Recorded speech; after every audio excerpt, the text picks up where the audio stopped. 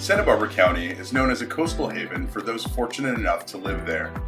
The county is home for over 440,000 people, according to the 2020 U.S. Census. However, at any given time, more than 1,900 individuals are experiencing homelessness.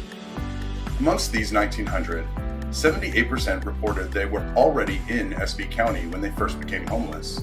In other words, they're mostly locals.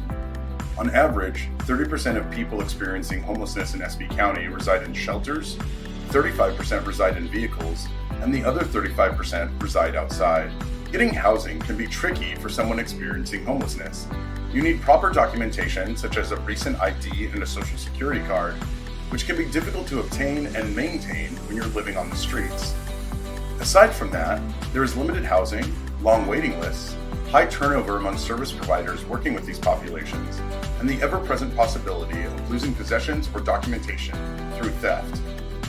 Due to these complications, individuals often lose faith in the system, which results in service providers or case managers needing to make dozens of touch points before people feel comfortable accepting help and taking steps toward housing.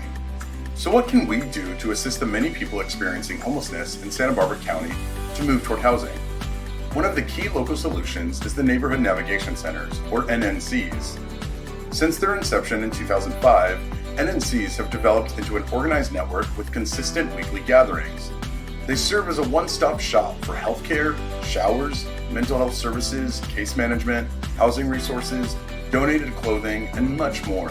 I became homeless in December of 2013. My first NNC, it was just the Westmont kids, and I remember the dinners, and it was just the dinners in the Doctors Without Walls.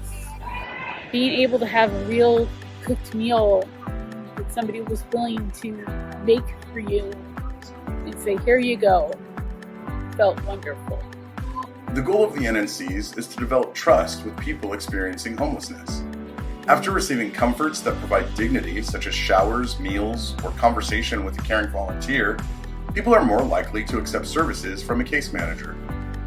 The NNCs also serve to help many of the case managers to connect with their clients as an easy, consistent way to find individuals without permanent addresses. NNCs also allow for warm handoffs, where service providers can easily introduce their clients to other service providers in an environment of trust. Did the NNCs help you to get into housing? Actually, yes, they did. By working with all the different people and being communicative with all the different people I knew, I moved into housing in August 2019. There are now multiple NNC sites in various high-impact neighborhoods.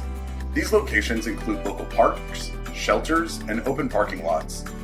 Hundreds of individuals visit the NNCs each month, meaning there are hundreds of consistent touch points for helping move individuals closer to permanent housing.